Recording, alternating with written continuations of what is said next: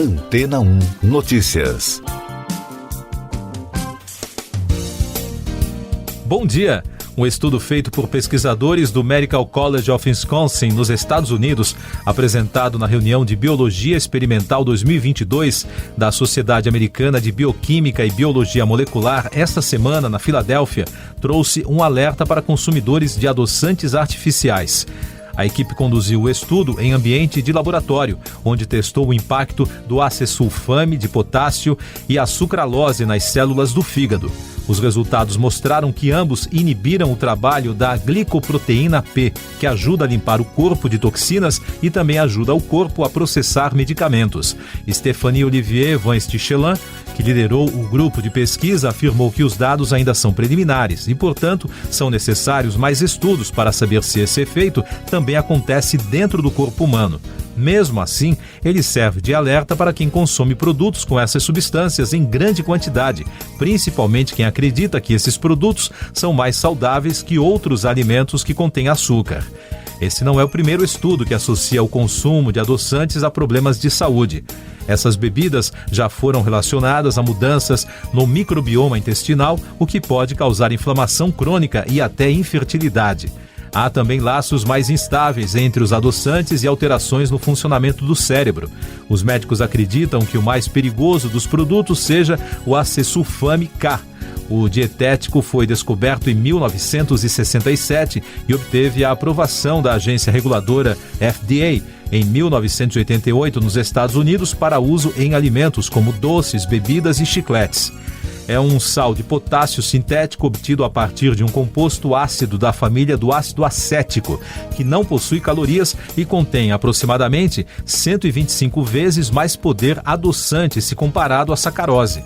Sabe-se também que o uso excessivo de adoçantes tende a causar dor de cabeça, mal-estar, alterações de bom humor e diarreia. E daqui a pouco você vai ouvir no podcast Antena 1 Notícias. Ministério Público recebe pedido para investigar Codevasf, Bolsonaro e Engeforte. Câmara define comissões. CCJ fica com União Brasil. Perdas do governo na justiça podem chegar a R$1 trilhão. O Ministério Público Federal recebeu um pedido da oposição para apurar se há irregularidades em licitações realizadas pela Codevasf e que tiveram como vencedora a empreiteira Engeforte. Segundo o jornal Folha de São Paulo, a empreiteira multiplicou os recursos obtidos por meio de verbas públicas, vencendo licitações sozinha ou com uma empresa de fachada.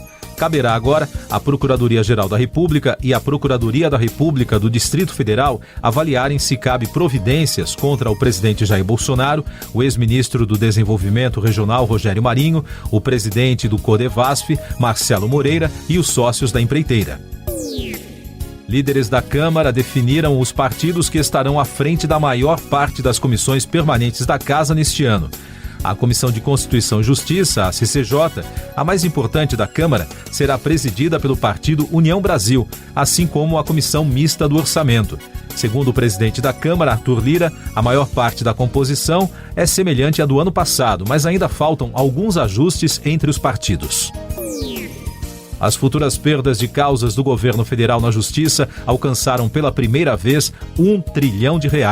Os processos são classificados pelo Ministério da Economia como perda provável e possível. Eles envolvem tantos casos com potencial para resultar em pagamentos diretos pela União, os famosos precatórios, quanto processos nos quais o governo não pode mais cobrar imposto.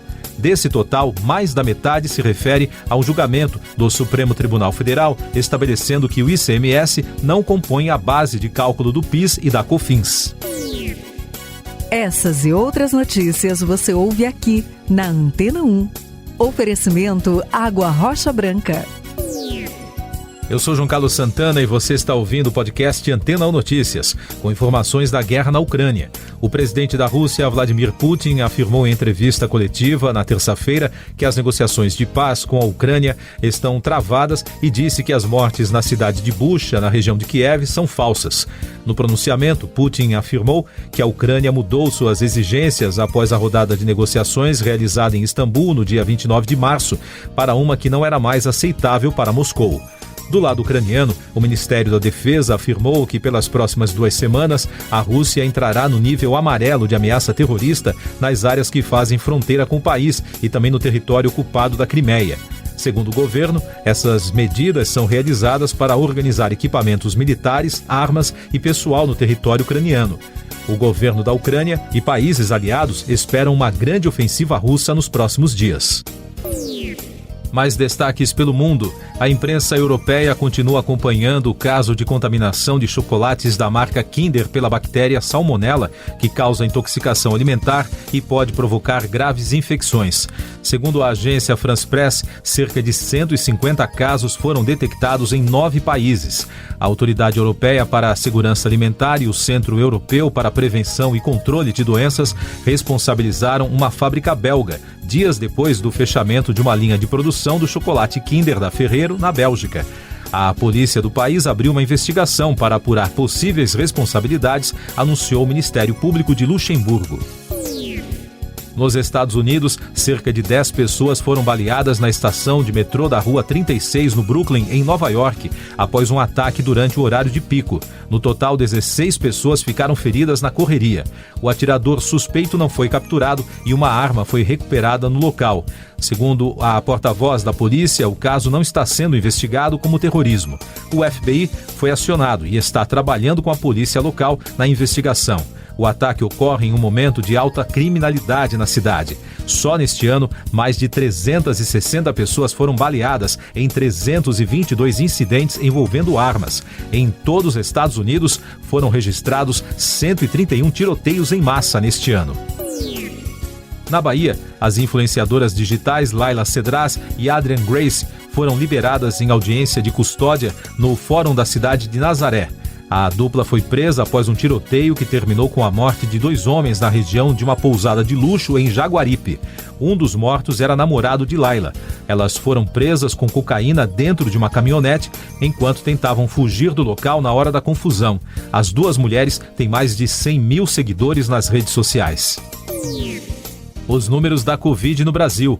O país registrou na terça-feira 163 mortes pela doença nas últimas 24 horas, totalizando mais de 661.500 óbitos desde o início da crise. A média móvel de mortes nos últimos 7 dias é de 138, com tendência de queda. Também foram notificados 31.600 novos casos, somando agora mais de 30 milhões e 100 mil.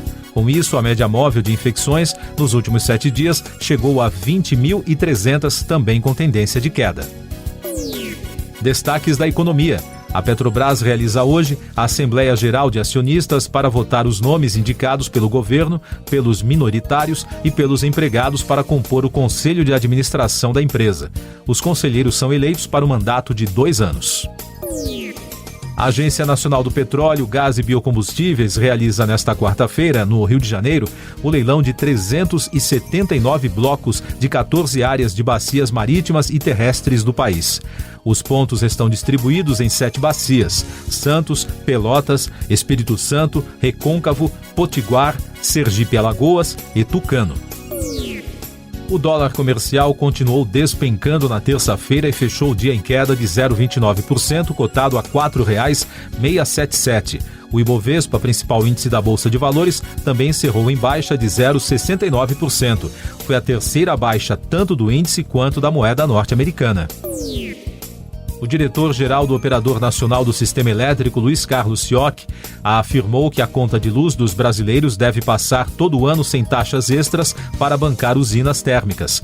Na segunda quinzena de abril, a ANEEL, Agência Nacional de Energia Elétrica, adotará a bandeira verde na conta, depois de 8 meses da bandeira de escassez, aquela taxa extraordinária para cobrir o rombo gerado pela seca. Este foi o resumo das notícias que foram ao ar hoje na Antena 1.